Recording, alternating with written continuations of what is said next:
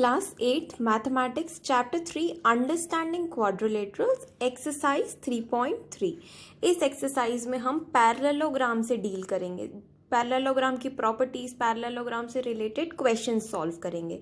First question देखते हैं। Given a parallelogram, यहाँ पे क्वेश्चन में एक पैरेललोग्राम का फिगर ऑलरेडी गिवन है। हमें क्या करना है, complete the statement along with the definition और प्रॉपर्टी यूज्ड। मतलब पैरेललोग्राम की प्रॉपर्टी बतानी है या तो डेफिनेशन की हेल्प से अपने आंसर को जस्टिफाई करना है। तो इस क्वेश्चन को स्टार्ट करने से पहले पैरेललोग्राम की प्रॉपर्टीज देखते हैं, क्या क्या प्रॉपर्टीज होती हैं। प्रॉपर्टीज ऑफ अ पैरेललोग्राम, ये जो फिगर है ABCD, यहाँ पे एक पैरेललोग्राम है और AC और BD इस पैरेललोग्राम की डायगोनल्स हैं। फर्स्ट प्रॉपर्टी क्या है, opposite sides of a parallelogram are equal. Opposite sides क्या होंगी इस फिगर में, देखो AB किसके ऑपोजिट है, CD के। AD का अपोजिट कौन है, BC, मतलब AD जो है वो BC के इक्वल है और AB जो है वो DC के इक्वल है। ये थी पैरेललोग्राम की फर्स्ट प्रॉपर्टी। सेकेंड प्रॉपर्टी क्या है, opposite angles of a parallelogram are equal. Opposite angles parallelogram के इक्वल है, मतलब एंगल A एंगल C के इक्वल है और एंगल B एंगल D के इक्वल है। Third property, diagonals of a parallelogram bisect each other. अभी मैंने बताया था कि AC और BD जो हैं वो क्या हैं, इस फिगर के डायगोनल्स हैं। तो प्रॉपर्टी क्या है, diagonals of a parallelogram bisect each other. Bisect each other का मतलब होता है इक्वल पार्ट्स में डिवाइड करना। O पे, यहाँ पे बाइसेक्ट हो रही हैं डायगोनल्स, तो OA जो है वो OC के इक्वल हो जाएगा और OB जो है वो OD के इक्वल हो जाएगा। बाइसेक्ट करने का मतलब होता है इक्वल पार्ट्स में डिवाइड करना। ये थी प्रॉपर्टीज। अब हम फर्स्ट क्वेश्चन को सॉल्व करके देखते हैं कि कैसे सॉल्व होगा वो। फर्स्ट ब्लैंक में हमसे क्या पूछा है, AD is equals to dash. अब देखो AD क्या है, इस फिगर में AD एक साइड है। अभी हमने एक प्रॉपर्टी पढ़ी थी, opposite sides of a parallelogram are equal. तो AD किसके इक्वल होगा, BC के इक्वल होगा। तो इस ब्लैंक में हम AD इक्वल्स टू BC लिखेंगे। नेक्स्ट सेकेंड ब्लैंक में क्या बोला है, angle DCB is equals to. सबसे पहले तो एंगल DCB को लोकेट करो, कहाँ है एंगल DCB, DCB ये वाला एंगल, इस एंगल की बात हो रही है, एंगल DCB की। अब एंगल DCB किसके इक्वल है, देखो एक और प्रॉपर्टी हमने पढ़ी थी, opposite angles of a parallelogram are equal. तो DCB का अपोजिट क्या होगा, DAB। यहाँ हम क्या लिखेंगे, एंगल DAB। DCB जो है वो किसके इक्वल है, एंगल DAB के इक्वल है। थर्ड ब्लैंक क्या है, OC equals to dash. OC किसके इक्वल है, OA के इक्वल है। रीजन क्या होगा, हमें रीजन क्या बताना है, diagonals of a parallelogram bisect each other. OC OA के इक्वल होगा और OD OB के इक्वल होगा। थर्ड प्रॉपर्टी पैरेललोग्राम की जो हमने देखी थी। अब यहाँ पे एक और चीज़ है, angle DAB plus angle CDA। Angle DAB ये वाला एंगल, ठीक है, प्लस एंगल CDA, देखो CDA, इन दोनों का सम क्या होगा। तो पैरेललोग्राम की ये प्रॉपर्टी होती है। ये दोनों क्या है, सबसे पहली बात तो एडजेसेंट एंगल्स हैं। एंगल D और एंगल A यहाँ पे क्या है, एडजेसेंट एंगल्स हैं। तो पैरेललोग्राम की एक और प्रॉपर्टी क्या होती है कि जो एडजेसेंट एंगल्स हैं उनका सम 180 डिग्री होता है। तो हम यहाँ क्या लिखेंगे, angle DAB plus angle CDA is equals to 180 degree. Reason क्या होगा, sum of adjacent angles of a parallelogram is 180 degree. Angle D और A यहाँ पे क्या है, एडजेसेंट एंगल्स हैं। ये हो गया हमारा फर्स्ट क्वेश्चन सॉल्व। अब सेकंड क्वेश्चन को सॉल्व करते हैं। नेक्स्ट क्वेश्चन है, consider the following parallelogram, find the value of the unknowns X, Y and Z। ये फिगर्स हैं हमारे सामने, ये सब पैरेललोग्राम्स हैं। इनमें हमें क्या करना है, जो मिसिंग वैल्यूज़ हैं X, Y और Z की, वो निकालनी है हर फिगर में। तो सबसे पहले फर्स्ट फिगर को देखते हैं। देखो यहाँ पे B एंगल दिया हुआ है 100 डिग्री, X, Y और Z की वैल्यू हमें निकालनी है। अब क्वेश्चन ये है कि ये सॉल्व कैसे होगा। हम इसको सॉल्व करने के लिए पैरेललोग्राम की प्रॉपर्टीज़ का यूज़ करेंगे जो हमने अभी फर्स्ट क्वेश्चन में सीखी थी। देखो ये फर्स्ट फिगर है हमारे सामने। अब अगर हम नोटिस करें तो एंगल B और एंगल C क्या है, एडजेसेंट एंगल हैं। अभी हमने प्रॉपर्टी देखी थी, sum of adjacent angles of a parallelogram is 180, तो हम क्या लिख सकते हैं, angle B plus angle C equals to 180 degree. Angle B की वैल्यू कितनी है 100 plus angle C equals to 180। Angle C क्या होगा 180 minus 100, angle C is equals to 80 degree. आपके पास एंगल सी की वैल्यू आ गई है 80 डिग्री। ये तो हमने एक प्रॉपर्टी का यूज़ करके एंगल सी निकाला, मतलब एक्स की वैल्यू निकाली। एक्स की वैल्यू क्या आई है 80 डिग्री। अब वाई और जेड की वैल्यू भी निकालना है। तो देखो यहाँ पे अगर हम वाई को नोटिस करें और ये एंगल बी, ये दोनों क्या है, opposite angles of a parallelogram है। क्लियरली दिख रहा है एंगल बी और एंगल डी, डी पे कौन है वाई है, तो एंगल बी की जितनी वैल्यू है डी की भी उतनी होगी। Opposite angles of a parallelogram are equal. हम क्या लिखेंगे, angle D is equals to 100 degree. क्यों, क्योंकि angle B is equals to angle D. Reason क्या होगा, opposite angles of a parallelogram are equal. ठीक है, ये हमने लिख दिया। अब y की वैल्यू क्या मिल गई हमको 100, क्योंकि d पे क्या लिखा था y, तो एंगल d की वैल्यू 100 है, y कितना डिग्री होगा 100 डिग्री होगा। अब बचा z, z किसका ऑपोजिट है x का। x की वैल्यू हमने अभी निकाली थी 80, तो z की वैल्यू भी कितनी हो जाएगी 80। तो हम क्या लिखेंगे, angle A is equals to angle C. Reason वही सेम रहने वाला है जो ऊपर है, opposite angles of a parallelogram. तो z की वैल्यू क्या हो जाएगी 80 डिग्रीज। z की वैल्यू क्या हो जाएगी 80 डिग्रीज, क्योंकि x की वैल्यू हमने क्या निकाली थी 80 डिग्रीज। x, y और z तीनों की वैल्यूज आ गई हैं। फर्स्ट पार्ट सॉल्व हो गया। अब ऐसे ही इन्हीं प्रॉपर्टीज का यूज करके हम सेकेंड पार्ट को भी सॉल्व कर। क्वेश्चन नंबर 2 के सेकेंड पार्ट में जो फिगर है वो कुछ ऐसा फिगर है। यहाँ पे एक एंगल दिया है 50 डिग्री, x, y और z की वैल्यू आपको निकालनी है। देखो यहाँ पे 50 के साथ x है, ये दोनों एंगल्स का सम कितना होगा 180। क्यों, क्योंकि ये दोनों adjacent angles of a parallelogram है। तो हम क्या लिखेंगे, x plus 50 degree is equals to 180।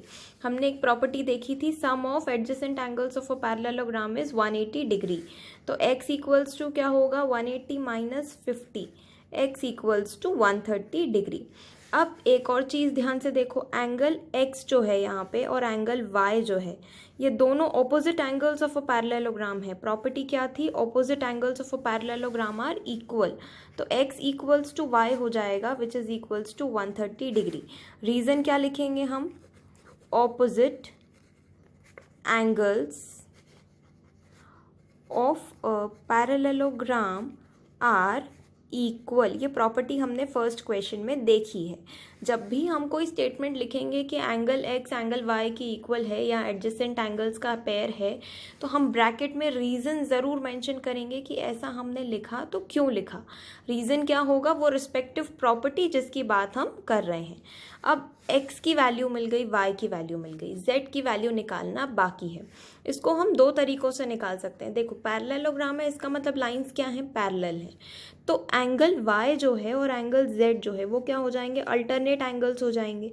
Alternate angles are equal when lines are parallel. ये प्रॉपर्टी हमने क्लास 6 और 7 दोनों में देखी है। एक और तरीका है, यहाँ देखो एंगल x जो है और एंगल z जो है, दोनों क्या हैं, करस्पॉन्डिंग एंगल्स हैं। तो आप दोनों में से किसी एक रीज़न से लिख सकते हो कि जितनी वैल्यू x की है उतनी z की होगी, या फिर y के साथ करना है तो angle y equal to angle z। Reason क्या होगा, अल्टरनेट एंगल्स। फिलहाल हम इसको करस्पॉन्डिंग एंगल्स के कंसेप्ट से सॉल्व करेंगे। तो हम क्या लिखेंगे, x equals to z which is equals to 130 degree. Reason क्या लिखेंगे हम, करस्पॉन्डिंग एंगल्स, लाइंस पैरेलल हैं, पैरेललोग्राम है इसलिए लाइंस पैरेलल हैं। रीज़न क्या होगा, करस्पॉन्डिंग एंगल्स। ठीक है, ये हो गए हमारे तीनों एंगल्स की वैल्यू निकल गई, x, y और z तीनों एंगल्स की वैल्यू आ गई है। सेकेंड पार्ट भी सॉल्व हो गया। अब हम थर्ड पार्ट को सॉल्व करते हैं। थर्ड पार्ट के फिगर में x यहाँ पे है, y और ये 30 डिग्री एंगल गिवन है, z यहाँ पर है। तो x, y और z की वैल्यू निकालनी है। अब ध्यान से देखो, यहाँ पे एक एंगल 90 है। अगर ये एंगल 90 है तो ऑब्वियस सी बात है कि जो x है वो भी क्या होगा 90 डिग्री होगा। चारों एंगल्स जो यहाँ पे बनेंगे इतने एरिया में वो 90 डिग्री होंगे। तो एंगल x कितना हो जाएगा 90 डिग्री। अब फिगर का सिर्फ इतना पार्ट देखो, एक्स वाई और ये 30 डिग्री, इन तीनों एंगल्स का सम क्या होगा 180, क्योंकि ये एक ट्रायंगल बन रहा है। अगर हम इस छोटे से एरिया को देखें तो ये क्या है, एक ट्रायंगल है। ट्रायंगल में हम एंगल सम प्रॉपर्टी लगा सकते हैं। कैसे लगाएंगे, x plus Y plus 30 equals to 180। इस ट्रायंगल में हमने क्या किया, एंगल सम प्रॉपर्टी लगाई। x की जगह हम क्या लिखेंगे, 90 plus Y plus 30 equals to 180। 90 plus 30 कितना होगा, 120। तो y plus 120 equals to 180। y की वैल्यू आपके पास आ गई 60 डिग्री। कैसे आई, 180 माइनस 120। y की वैल्यू 60 डिग्री आ गई है, x की वैल्यू हमारे पास 90 है। अब बची z की वैल्यू। ध्यान से देखो, z और y यहाँ पे अल्टरनेट एंगल्स हैं, y और ये रहा z, ये दोनों क्या हैं, alternate angles. Alternate angles are equal. हम क्या लिखेंगे, y equal to z equals to 60 degree. Reason क्या लिखेंगे, अल्टरनेट एंगल्स। z और y जो है यहाँ पे क्या है, अल्टरनेट एंगल्स। इससे आपके पास x, y और z तीनों की वैल्यू आ जाएगी। अब नेक्स्ट पार्ट को सॉल्व करते हैं।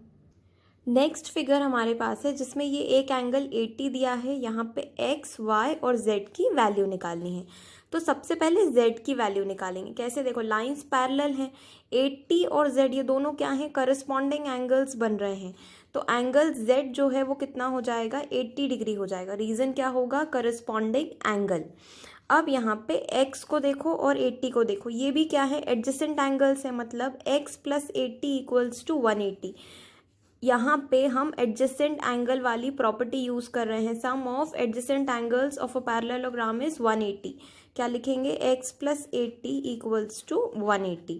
x equals to 180 minus 80, x equals to 100।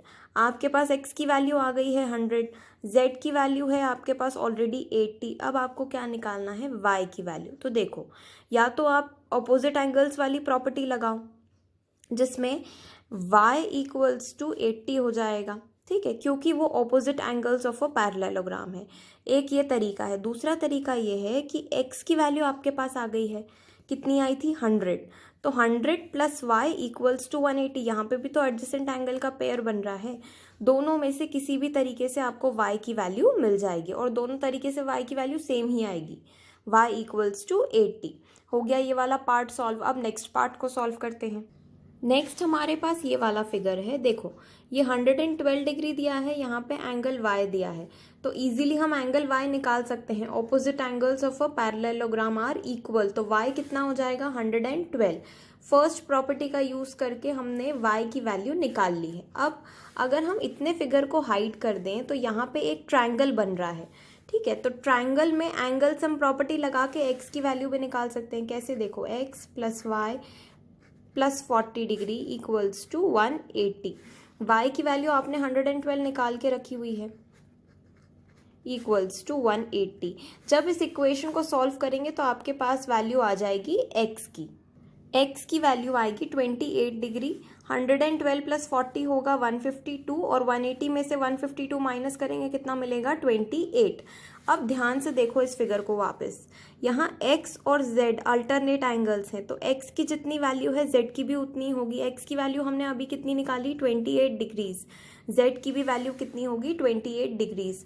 Angle x equals to angle z, reason क्या होगा, अल्टरनेट एंगल्स। तो z की वैल्यू कितनी हो जाएगी, 28 डिग्रीज।